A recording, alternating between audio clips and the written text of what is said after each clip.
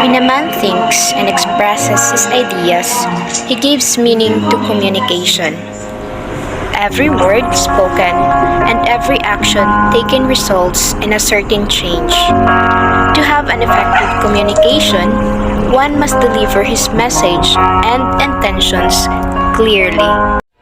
Hello everyone, I am Algeline Diasuelo and I am one of the practicomers in the subject GEC 102 with a descriptive title Purposive Communication. In this video, I'm going to discuss three topics. The first one is the purposes of communication, the second one is the public speaking, and the last one is the interview. But before I jump into the proper discussion, I have a reminder for all of you. If you get tired, learn to rest, but not to quit. Okay, so what do you think is my purpose why I am saying those reminders to all of you? Yes, because I am trying to motivate you. I am trying to inspire you to continue living.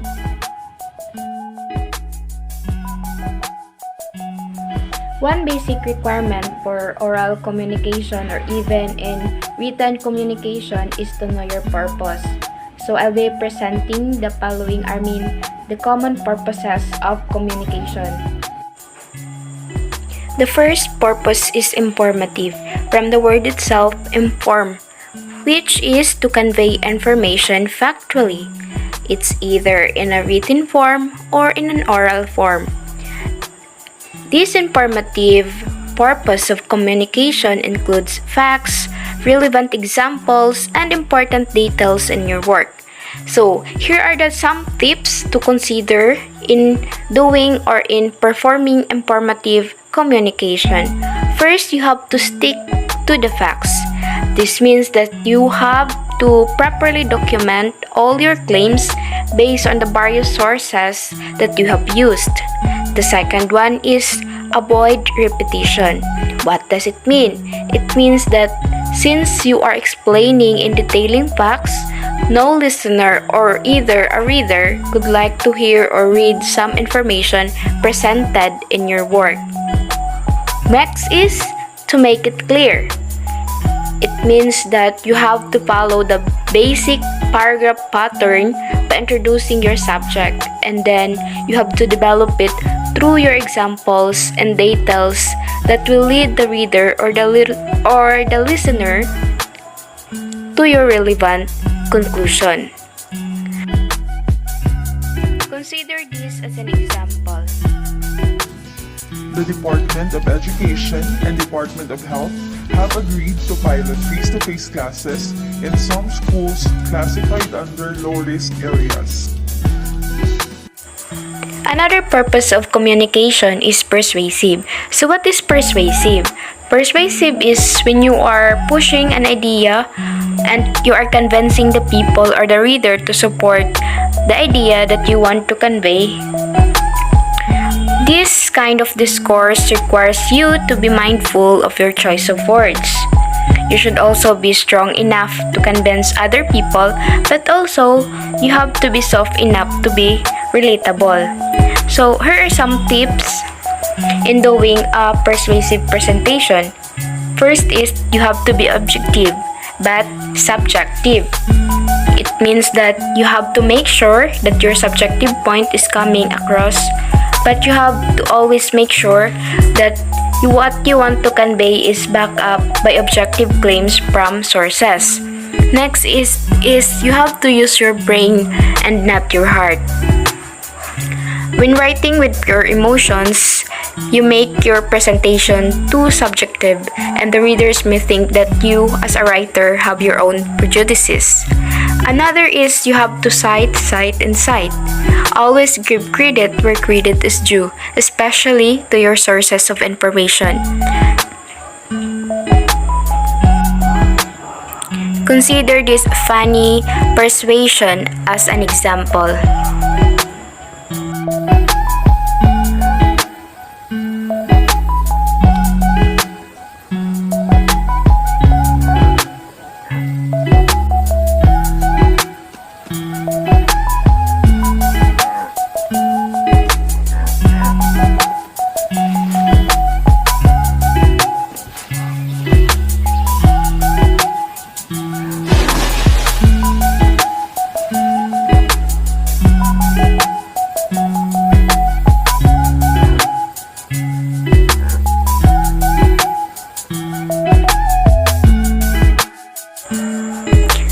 purpose of communication is argumentative.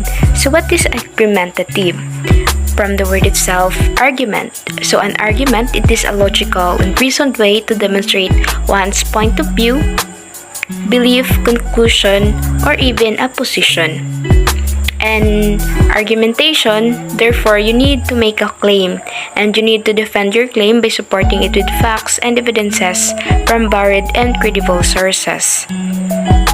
In writing an argumentative text, these are the following reminders that you should keep in mind.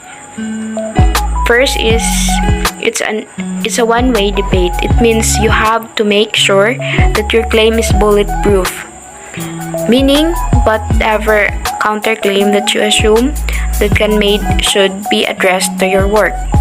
Another reminder is move the reader to action. It means that your work should answer this following question. Like, what now if I convince the reader with my assertion? Where there will be a change in mind, or would it make the reader let go of previous ideas? Next reminder is end with a punch. What does it mean? It means that you have to make a strong conclusion that would make sure that the reader understood what you're trying to convey. Watch this short debate as an example of this argumentative purpose of communication. Mr. President, do you believe your response to the coronavirus pandemic has been adequate? Look, we've got 200,000 dead, which is way less than I would have predicted back in January when I knew it was coming but didn't say anything. Way back in January, I would have delivered this clear message to the American people. Watch out, buckos! We got a bug headed our way, so hunker down to the root cellar with your best gal till Fauci says, ta-da! If you'd have been president, 2 million people would have died. We would have lost the space race, and Kerry Strug wouldn't have landed her Olympic gold winning vote. Okay, so those are the purposes of communication: the informative, the persuasive, and the argumentative. And let's move on to another topic, which is the public speaking. Have you ever been tried doing a public speaking? Do you have any stage fright? In this lesson, I am going to teach you some tips on how you are going to conquer your stage fright. What is public speaking? Public speaking, it is a way of making your ideas or sharing your ideas in public and influencing other people with your ideas in public. Public speaking is more highly structured, and public speaking use more formal language. And also, public speaking requires different method of delivery. A read speech can be recorded by using so-called prompt sheets or by displaying text on the graphical output device. For example, manuscript speech. It is when people are delivering reports at professional meetings. The memorized speech. A memorized speech is a speech that is recited from memory rather than read from clue cards or using the assistance of notes. For example, in a stage play. An impromptu speech or impromptu speaking. In impromptu speaking, a person delivers without predetermination or without any preparation. For example, the interview of politicians or even an ambush oral recitation in class. Next is extemporaneous speech. It is developed through outlining ideas, not writing them but word to word, and it is in reverse with the impromptu speaking because extemporaneous speech is a highly practiced speech. In developing your speech, there are some guidelines to consider according to Lucas 20:15. First, you have to focus on your topic, then you have to develop your topic, and the last one, you have to organize your speech. In organizing your speech, you have to develop your introduction, your body, and your conclusion. So in the introduction, you have to make sure that you get the attention and the interest of your audience. By doing this, you can post a question, you can tell a story, or you can make a startling statement, or even you can have an open quotation. In the body also, you have to limit the number of main points and provide transition from one point to another. In some speeches, the body seems to organize itself. Regardless of the method of organization, you have to remember that you have to limit the number of main points and provide transition from one point to another. This would help your audience to keep track of your points. In the conclusion, you have to let your audience know that you're about to finish, and you have to reinforce your central idea. If possible, end with dramatic, clever, or thought-provoking note. Tasks to consider in a good delivery of speech. For a good delivery, the following elements should be taken into consideration. Volume, pitch, rate of voice, pauses, vocal variety, pronunciation, articulation, movement, gesture, and eye contact. If you feel nervous about giving a speech, you're in a good company. Accordingly, some of the greatest speaker in history have also suffered stage fright. Here are some tips from Lucas on how you are going to turn your nervousness into a positive one. These are the tips from Lucas 2015. Acquire public speaking. Prepare, prepare, and prepare. Think positively. Use the power of visualization. Know that the most nervousness is not visible, and do not expect perfection because nobody is perfect. Here are some advice from Lucas on how you are going to conquer public speaking. First, be at your best physically and mentally. As you're waiting to speak, quietly tighten and relax your leg muscles or squeeze your hands together and then release them. Take a couple of slow, deep breaths before you start to speak. Work especially hard on your introduction. Once you get through it, you will be sailing smoothly the rest of the way. Concentrate and communicating with your audience rather than worrying about your stage fright.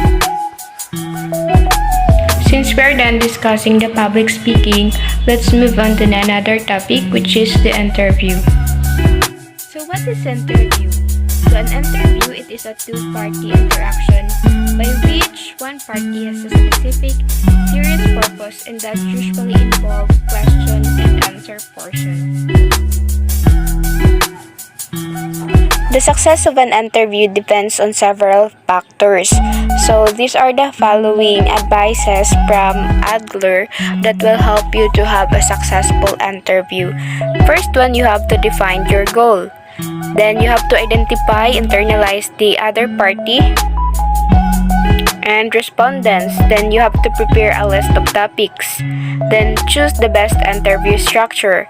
Then consider the following question and then arrange the seating. In conducting the interview, these are the following guidelines from Adler that you must consider or that you must keep in mind. First is you have to open with greeting and an orientation, and then perform several tasks during the question and answer phase of the discussion, and then close with a satisfactory conclusion. These are also the tips on how you are going to conduct an interview. First, you have to formally inform that you will be conducting or you will be attending an interview. Then, being punctual is the key in making a good impression. Then, you have to dress to impress. Always start with a strong handshake. Then, you always color your words with kindness. Then, you have to avoid unnecessary Then don't lose eye contact during the interview. And then the last one and the most important one is say the magic word, which is the thank you. So that would be all for this video.